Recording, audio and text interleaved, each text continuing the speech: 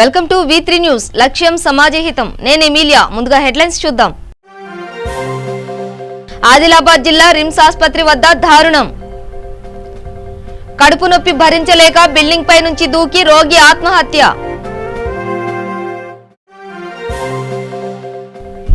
చంద్రగిరిలో repolling కు అన్ని ఏర్పాట్లు చేశామన్న జిల్లా కలెక్టర్. 5 పోలింగ్ బూత్ల పరిసరాల్లో 144 సెక్షన్ అమలు. శ్రీకాకుళం జిల్లాలో బైక్ చోరీలకు పాల్పడుతున్న దొంగలు అరెస్ట్. 3 అదుపులోకి తీసుకున్న పోలీసులు.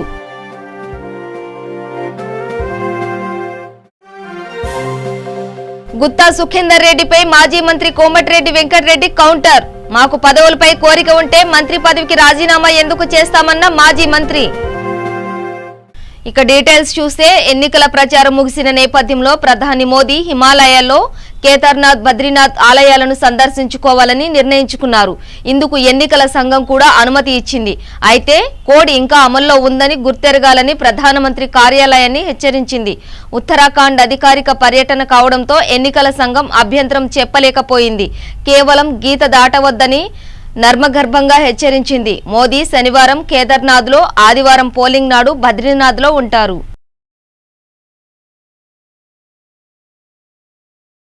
స్వాతంత్ర్య, గణతంత్ర, రాష్ట్ర అవతరణ దినోత్సవాల్లో పోలీసులు విద్యార్థులతో కవాతులు నిర్వహించవద్దని సీఎం కేసీఆర్ నిర్దేశించారు. ప్రజలకు ఇబ్బంది కలగకుండా మరింత వైభవంగా వేడుకలను నిర్వహించే అవకాశాలను పరిశీలించాలని ఆదేశించారు. ప్రజలకు, విద్యార్థులకు, పోలీసులకు పెద్ద యాతన లేకుండా ఈ 3 ఉత్సవాలను గొప్పగా, సౌకర్యవంతంగా, ఆహ్లాదకరంగా నిర్వహించడానికి ప్రత్యామ్నాయ పద్ధతులను ఆలోచించాలని అధికారులకు సూచించారు. జాతీయ, రాష్ట్ర పండుగల నిర్వహణకు అనుసరించాల్సిన పద్ధతులపై సీఎం కేసీఆర్ శుక్రవారం ప్రగతి భవన్లో ఉన్నత స్థాయి సమీక్ష నిర్వహించారు. స్వాతంత్ర్య, గణతంత్ర, రాష్ట్ర అవతరణ దినోత్సవాలను ప్రస్తుత పద్ధతిలోనే నిర్వహించాలా, మార్పులు చేయాలా అనే అంశంపై సమావేశంలో ప్రధానంగా చర్చ జరిగింది. రాష్ట్ర వ్యాప్తంగా ఉన్న పోలీసు బలగాలను పిలిపించి ఎండలో కవాతు నిర్వహించడం, విద్యార్థులను కూడా రప్పించి ఎండలో ఇబ్బంది పెట్టడం వంటి కార్యక్రమాలను కొనసాగించాల్సిన అవసరం ఉందా లేదా అనే విషయాలపై చర్చించారు.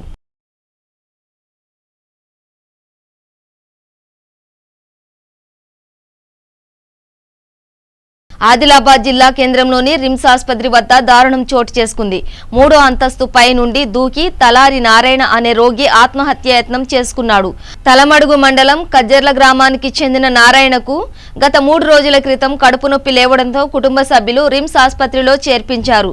కాలకృత్యాలు తీర్చుకోవడానికి అని బయటకు వచ్చిన నారాయణ ఆసుపత్రి భవనం పై నుంచి దూకడంతో ప్రాణాలు కోల్పోయాడు.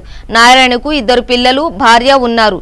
కడుపు నొప్పి భరించలేకే ఆత్మహత్య చేసుకున్నాడని కుటుంబ సభ్యులు తెలిపారు.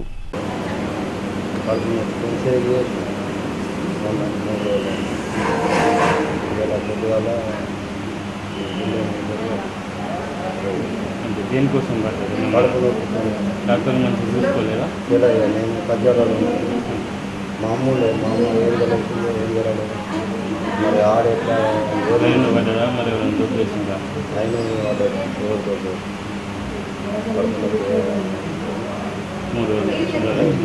చిత్తూరు జిల్లా చంద్రగిరి నియోజకవర్గంలో రీపోలింగ్ కు అన్ని ఏర్పాట్లు చేశామని జిల్లా కలెక్టర్ ప్రద్యుమ్న తెలిపారు. గత నెల 11వ తేదీన ఎన్నికల పోలింగ్ నేపథ్యంలో సమస్యాత్మక గ్రామాల్లో తాము వెబ్కాస్టింగ్ నిర్వహించామని తెలిపారు. వైఎస్ఆర్సీపీ ఎమ్మెల్యే చెవిరెడ్డి భాస్కర్ రెడ్డి ఫిర్యాదు చేయడంతో ఆ వీడియో ఫుటేజ్లను ఎన్నికల కమిషన్ కు పంపినట్లు పేర్కొన్నారు. ఫుటేజ్ ఆధారంగానే ఈసీ రీపోలింగ్ కు ఆదేశించినట్లు కలెక్టర్ తెలిపారు. 19న జరగనున్న రీపోలింగ్ కు అన్ని ఏర్పాట్లు చేశామని 5 పోలింగ్ బూతుల్లో 3899 మంది ఓటు హక్కు వినియోగించుకునే అవకాశం ఉందన్నారు. ఎలాంటి అవాంఛనీయ ఘటనలు జరగకుండా 5 పోలింగ్ బూతుల పరిసరాల్లో 144 సెక్షన్ అమలు చేస్తున్నట్టు చెప్పారు. పోలింగ్ పార్టీస్కి ఇవ్వడం జరుగుతుంది. ఎక్స్ట్రా రిజర్వ్ కావాల్సినటువంటి ఇదన్నీ కూడా సెక్టరల్ ఆఫీసర్స్ దగ్గర పెట్టుకోవడం జరుగుతుంది. సో ఆ పోలింగ్ స్టేషన్లో, ప్రతి పోలింగ్ స్టేషన్లో ఇప్పుడు 5 పోలింగ్ స్టేషన్స్ కాబట్టి ఒక తహసీల్దార్ ఉంటాడు. ప్రతి పోలింగ్ స్టేషన్లో ఒక డిఎస్పీ నేతృత్వంలో ఒక పార్టీ ఉంటుంది. సో చాలా ఫోర్సు పెడుతున్నాము. ఇక్కడ మళ్ళీ ఇంకా ఎక్కడో కూడా ఎలాంటి ఘటనలు జరగకూడదనే ఉద్దేశంతో సో దీనికి కావాల్సిన అన్ని ఏర్పాట్లు చేస్తున్నాము. నేను ప్రజలకి ఈ సందర్భంలో ఒకటే విజ్ఞప్తి చేస్తున్నాను, దయచేసి మళ్ళీ మీరు వచ్చి ఓటు వేయవలసినదిగా నేను కోరుతున్నాను. సో ఇప్పుడు జరగాల్సినటువంటి పోలింగ్ గురించి మాత్రం నేను చెప్తాను దయచేసి. ఎందుకంటే ఇప్పుడు ఆల్రెడీ మేము దీని గురించి ఇవ్వాల్సినటువంటి నివేదికలు ఇవన్నీ కూడా ఎలక్షన్ కమిషన్కి ఇస్తాం. మరి మీరు అక్కడ నుంచి మీరు కనుక్కోవడము మంచిది. నేను ఇక్కడి నుంచి నేను చెప్పకూడదు. సో నేను పంపాల్సినటువంటి మమ్మల్ని అడిగినటువంటి నివేదికలు ఇవన్నీ కూడా మేము పంపిస్తూనే ఉన్నాము. సో ఈ ఒక్క స్టేజ్లో దీని గురించి నేనేం కామెంట్ చేయను. దయచేసి ఓన్లీ రేపు 19 నాడు జరగాల్సినటువంటి పోలింగ్ స్టేషన్ రీపోలింగ్ గురించి మాత్రమే నేను మాట్లాడగలుగుతాను. విలేజ్లో చేస్తాము. తర్వాత ఇంకా ఆ విలేజ్లో ఎంట్రీ ఎగ్జిట్ ఇవన్నీ కూడా చాలా మానిటర్ చేస్తాము. ఎందుకంటే మళ్ళా ఏమైనా ఈ పంపిణీ కార్యక్రమాల్లో ఏమైనా జరిగేదానికి అవకాశం ఉండవచ్చు. ఇవన్నీ కూడా ఆపడానికి కొద్దిగా చాలా పోలీస్ ఫోర్స్ అయితే చాలా ఎక్కువ పెడుతున్నాము. సో మీరు కూడా వెళ్ళి చూడవచ్చు. మీరు కూడా నా రిక్వెస్ట్ ఏంటంటే మరి 5 పోలింగ్ స్టేషన్స్ కాబట్టి మీకు కూడా అవసరం అనుకుంటే పాస్ ఇస్తాము. పోలింగ్ స్టేషన్ లోపల అయితే మీరు వెళ్ళలేరు. బట్ మీరు విలేజ్కి వెళ్ళి మీరు కూడా కవర్ చేస్తే మీ రిపోర్ట్ కూడా నిష్పక్షపాతంగా వస్తాయి. సో అది నేను మరీ రిక్వెస్ట్ చేస్తున్నాను ఈ సందర్భంగా. సి విజిల్ యాప్ ఇవన్నీ కూడా ఉంటాయి. మళ్ళీ ఈ సి విజిల్ యాప్ ఇవన్నీ కూడా ఆల్రెడీ సి విజిల్ యాప్ ఈ స్టిల్ ఇన్ ఫోర్స్. కాకపోతే ఎలక్షన్ అయినాక సి విజిల్లో కంప్లైంట్ రావడం చాలా తగ్గిపోయింది, ఆల్మోస్ట్ నీళ్ళు అయిపోయింది. కానీ ఇప్పుడు 5 రీపోలింగ్ వచ్చినాయి కాబట్టి ఏమైనా ఎలక్షన్ కోడ్ వైలేషన్ ఏమైనా జరుగుతూ ఉంటే ఎవరికైనా తెలిస్తే దయచేసి సి విజిల్ యాప్ ద్వారా అది మీరు తెలియచేయండి. ఇకపోతే కౌంటింగ్ ఎలాగైనా వచ్చారు కాబట్టి కౌంటింగ్ సంబంధించినటువంటి ఏర్పాట్లు మీరు అనుకున్నంత పాస్లో అయితే మేము ఇవ్వలేము. సో మీరు ముందుగా అదే చెప్తున్నాను నేను. సో ఏమైతే ఎలక్షన్ కమిషన్ చెప్పిందో సో దాన్ని బట్టే ఇస్తాము. సో ఒక కాన్స్టిట్యున్సీకి ఒక వీడియోగ్రాఫరు, ఒక ప్రింట్ అండ్ ఒక ఫోటోగ్రఫీ. సో ముగ్గురే, అంతే కదా, కాన్స్టిట్యున్సీ ముగ్గురు ఇస్తాం. శ్రీకాకుళం జిల్లాలో బైక్ చోరీలకు పాల్పడుతున్న 3 వ్యక్తులను పోలీసులు అరెస్టు చేశారు. వీరి నుంచి బైకులు, ఆటోలను స్వాధీనం చేసుకున్నారు. శ్రీకాకుళం జిల్లాకు చెందిన ప్రసాద్, కుమార్, రాజా, సిద్ది ప్రసాద్ 3 కలిసి చోరీలు చేస్తున్నట్టు పోలీసుల దర్యాప్తులో తేలింది.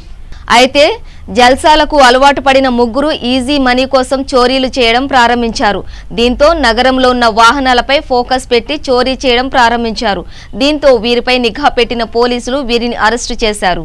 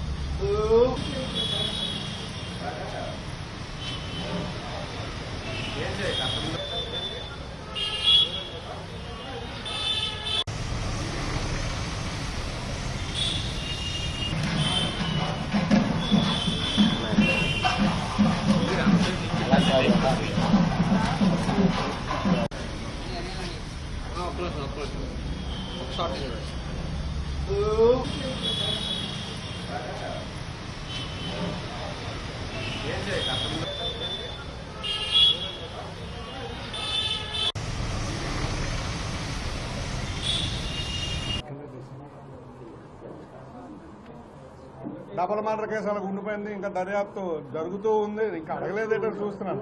ఈ పాటికి అడ్డపడిన తర్వాత నేరస్తుడు అవుతాడు. ఈ సంఘటనలో మొత్తం 3 వ్యక్తులను అరెస్ట్ చేయడం జరిగింది. ఆనపు ప్రసాద్ అని, సురవరపు కుమార్ రాజా, సిద్ది ప్రసాద్, వీళ్ళు ఒకటి జలుమూరాడు, 2 మన పిఎన్ కాలనీ శ్రీకాకుళం వాళ్ళు. వీళ్ళు మొత్తం 6 మోటార్ సైకిళ్ళు, అందులో 3 బుల్లెట్లు, 2 మామూలు మోటార్ సైకిళ్ళు, 1 లేడీ స్కూటీ, తర్వాత 4 ఆటోలు, 2 ప్యాసింజర్ ఆటోలు, 2 సరుకుల ఆటోలు పట్టుకున్నాం. ఈ శ్రీకాకుళంకి సంబంధించి 2 కేసులు, విశాఖపట్నం సిటీకి సంబంధించిన 2 కేసులు, ఈస్ట్ గోదావరి అనకాపల్లికి సంబంధించి 1 ఆటో, వెస్ట్ గోదావరికి సంబంధించి 4 వాహనాలని దర్యాప్తులో సీజ్ చేసుకోవడం జరిగింది. కోమటిరెడ్డి బ్రదర్స్ మతి భ్రమించిందని గుత్తా సుఖేందర్ రెడ్డి అంటున్నారు. మతి భ్రమించింది మాకు కాదు, కేసీఆర్ ఇచ్చిన షాక్ కి గుత్తాకే మతి భ్రమించింది. ఏం మాట్లాడుతున్నాడో ఆయనకే తెలియట్లేదని అన్నారు.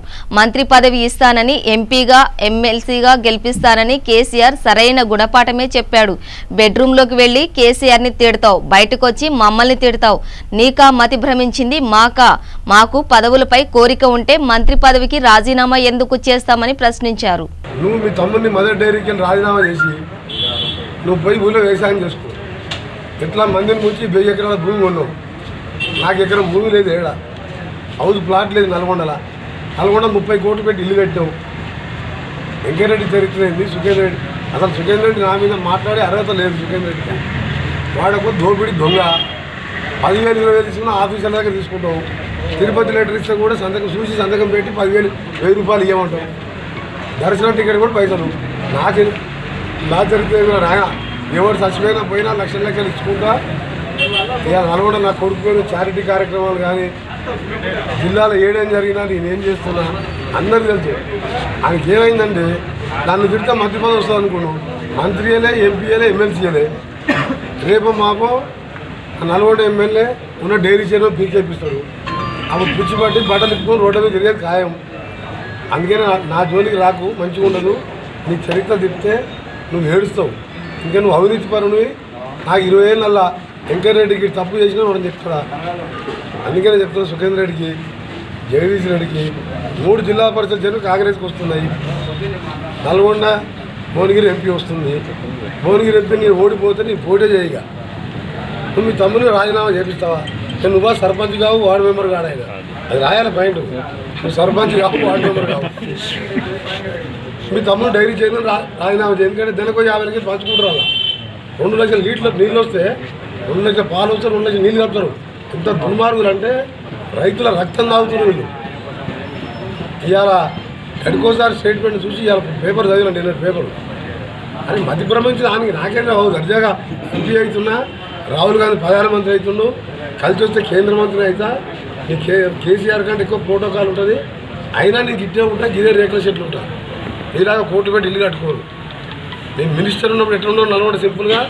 ఇలా కేంద్ర మంత్రి అయినా గదే మోటార్ సైకిల్ అది, గదే తుర్కాయ ఇల్లు కిరాయి ఉంటా. ఇలాగ దోసుకోను. అందుకనే చెప్తున్నా, మళ్ళీ చెప్తున్నా, మా ప్రజలందరికీ ఓట్లు వేసిన వాళ్ళ కృతజ్ఞతలు. ఇవాళ కేసీఆర్ ఆయన ఈసారి కోమటిరెడ్డి లక్ష్మి ఓడిపోవడం ఖాయము. అరే సిగ్గు లేదు వెదవలారా. 6 మంత్రులను దింపారు, 10 మంది ఎమ్మెల్సీలు, 10 మంది ఎమ్మెల్యేలు. మరి గెలుస్తున్నైతే 6 మంత్రులు పక్క జిల్లా వాళ్ళని తీసుకొచ్చి ఇలా పెట్టారు.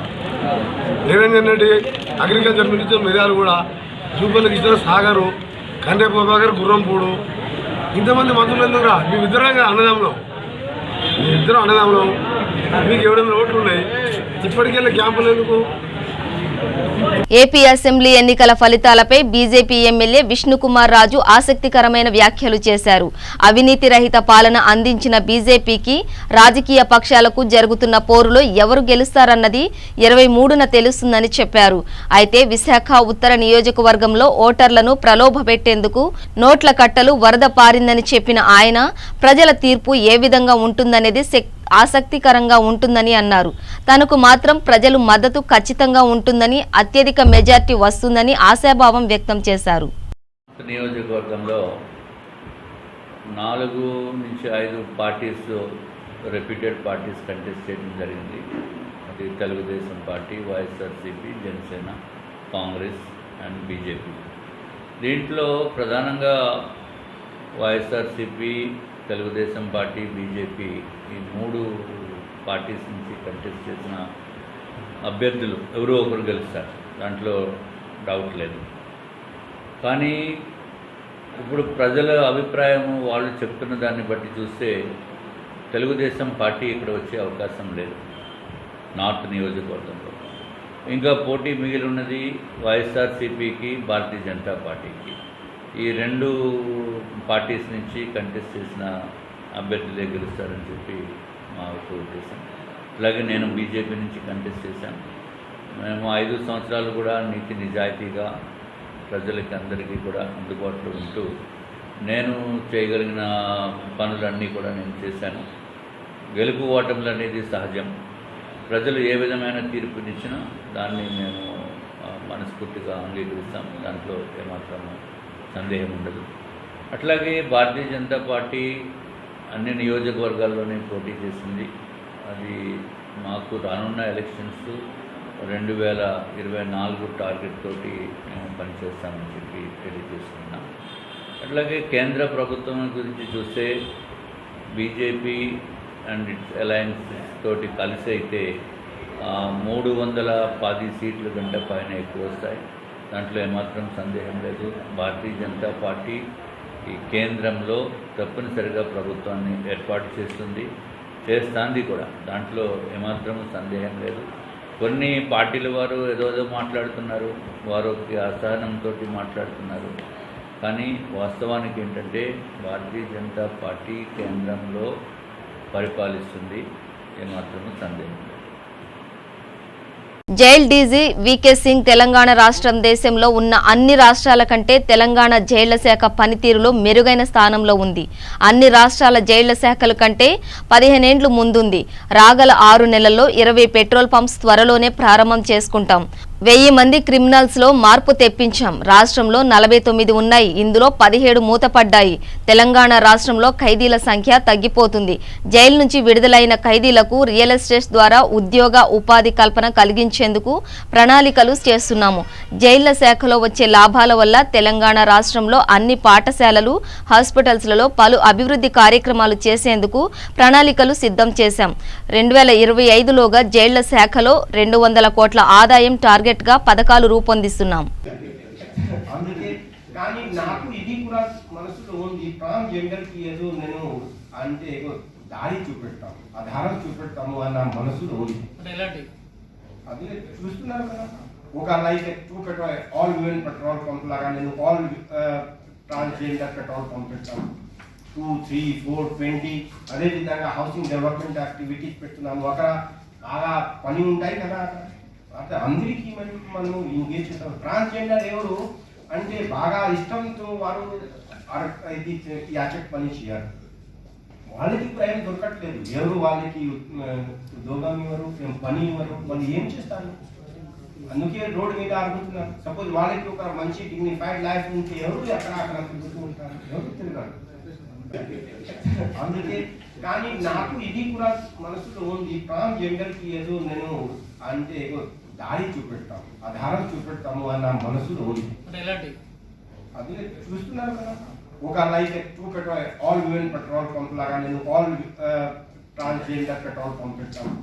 2, 3, 4, 20 అదేవిధంగా హౌసింగ్ డెవలప్మెంట్ యాక్టివిటీస్ పెడుతున్నాము. అక్కడ బాగా పని ఉంటాయి కదా, అంటే అందరికీ మనం ఎంగేజ్ చేస్తాం. ట్రాన్స్జెండర్ ఎవరు అంటే బాగా ఇష్టంతో వారు ఇది యాచక్ పని చేయాలి.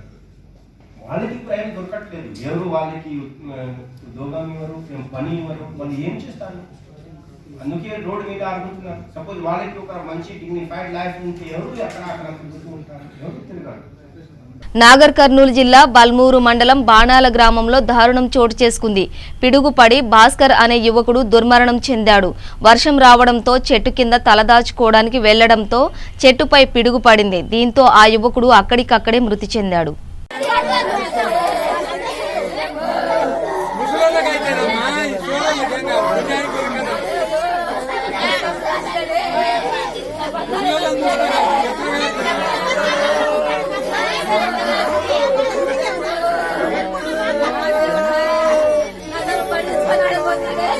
విశాఖ జిల్లాలో పోలీసుల దాడులలో వేల కొద్దీ గంజాయి నిల్వలు పట్టుబడుతున్నాయి.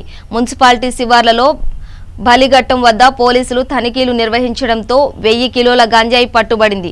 ఉన్నతాధికారుల సమాచారం మేరకు టౌన్ సీఐ లక్ష్మణరావు నర్సీపట్నంలో వాహనాల తనిఖీలు చేపట్టారు. వేన్ ఖాళీగా ఉన్నప్పటికీ పోలీసులు సునిశితంగా పరిశీలించేసరికి ప్రత్యేక అర ఏర్పాటు చేసినట్లు గుర్తించారు. తెరచి చూస్తే 1000 కిలోల గంజాయి బయటపడింది. పోలీసులు వాహనాన్ని సీజ్ చేసి గంజాయిని స్వాధీనం చేసుకున్నారు. ఇద్దరిని అరెస్టు చేసి రిమాండ్కు తరలించినట్లు సీఐ లక్ష్మణరావు తెలిపారు.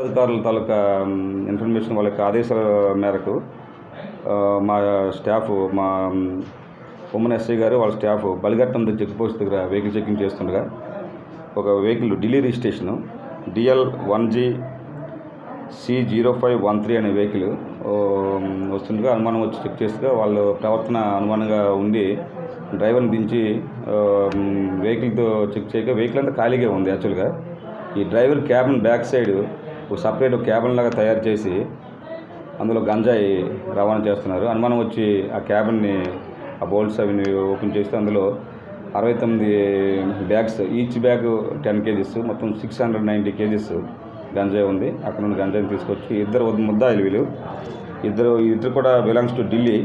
అశోక్ కుమార్ మౌర్య, అదేవిధంగా ఏపీ ఎడ్సెట్ ఫలితాలు విడుదలయ్యాయి. ఫలితాలను విద్యామండలి chairman Vijayaraju, EdCET chairman Rajendra Prasad విడుదల చేశారు. 96.75% మంది అర్హత సాధించారు. 18వ తేదీ నుంచి ర్యాంక్ కార్డులు డౌన్లోడ్ చేసుకోవచ్చని తెలిపారు. జూలై మొదటి వారంలో కౌన్సిలింగ్ జరగనుందని పేర్కొన్నారు. మ్యాథ్స్లో పి పల్లవికి మొదటి ర్యాంక్, ఫిజికల్ సైన్స్లో సాయి చంద్రకకు మొదటి ర్యాంక్, బయాలజీలో మణితేజకు మొదటి ర్యాంక్, ఆంగ్లంలో హరికుమార్కు మొదటి ర్యాంక్ సాధించారు.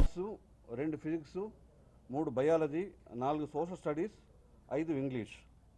వీటన్నిటి కూడా మ్యాక్సిమం క్వాలిఫైయింగ్ మార్క్ 25%, అంటే 37 మార్క్స్ రావాలి అవుట్ ఆఫ్ 150. ఇందులో ఉమెన్ క్యాండిడేట్స్కి ఒక వెలుసుబాటు కలిగించడం జరిగింది. అదేంటంటే మ్యాథమెటిక్స్ అండ్ ఫిజికల్ సైన్స్ మెథడాలజీలో ఉమెన్కి మినిమం మార్క్స్ అవసరం లేదనమాట. అలాగే మనకు అందరికీ తెలుసు, ఏ సెట్లో అయినా సరే there is no minimum mark for SC and ST candidates. ఇక్కడ క్యాండిడేట్స్ ఈ సంవత్సరం బీఈడీ సెట్ మనకు అందరికీ తెలుసు, గత బీఈడీ ఎప్పుడైతే 2 years చేయడం జరిగిందో అప్పటి నుంచి దీనికి చాలా డిమాండ్ తగ్గిపోయింది. కానీ ఈ మధ్యకాలంలో డిమాండ్, ఈ సంవత్సరం దీనికి చాలా డిమాండ్ ఉన్నట్టుగా కనిపిస్తూ ఉంది. ఇక్కడ మన స్టాటిస్టిక్స్ చూసినట్టయితే ఈ సంవత్సరం ఈ బీఈడీ సెట్కి రిజిస్టర్ అయిన క్యాండిడేట్స్ 14,019. అదే లాస్ట్ ఇయర్ అయితే 8,697, అంటే 5,322 మంది రిజిస్టర్ అయ్యారు క్యాండిడేట్స్ ఎక్కువగా. అలాగే టెస్ట్ అపీర్ అయిన వాళ్ళు 11,650. అదే లాస్ట్ ఇయర్ అయితే 7,679, అంటే దాదాపు 4,000 మంది ఎక్కువగా ఈ సంవత్సరం ఈ టెస్ట్కి అపీర్ అవ్వడం జరిగింది. క్వాలిఫై అయిన వాళ్ళు కూడా ఈ సంవత్సరం 11,419 మంది క్యాండిడేట్స్ క్వాలిఫై అయ్యారు. అదే లాస్ట్ ఇయర్ అయితే 7,430, అంటే దాదాపు 4,000 మంది లాస్ట్ ఇయర్ కంటే ఈ సంవత్సరం ఎక్కువగా క్వాలిఫై అవ్వడం జరిగింది. Percentage of pass of candidates in this test is 96.75. ఈ టెస్ట్ రిజల్ట్స్ ఇప్పుడు మీకు సీడీలు ఇవ్వడం జరుగుతుంది. ఈ test results candidates can download their rank cards from 18th of May. The website is sche.ap.gov.in/EDCET. EDCET అనేది క్యాపిటల్స్ అండి.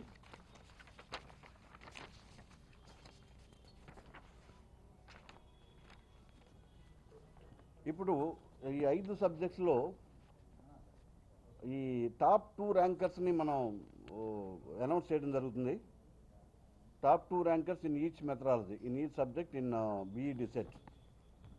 The first subject is mathematics. Bulletin ముగించే ముందు హెడ్లైన్స్ మరోసారి.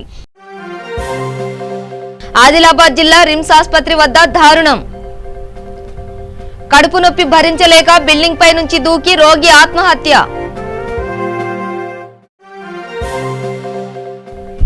చంద్రగిరిలో రీపోలింగ్ కు అన్ని ఏర్పాట్లు చేశామన్న జిల్లా కలెక్టర్. 5 పోలింగ్ బూత్ల పరిసరాల్లో 144 సెక్షన్ అమలు. శ్రీకాకుళం జిల్లాలో బైక్ చోరీలకు పాల్పడుతున్న దొంగలు అరెస్ట్. 3 అదుపులోకి తీసుకున్న పోలీసులు.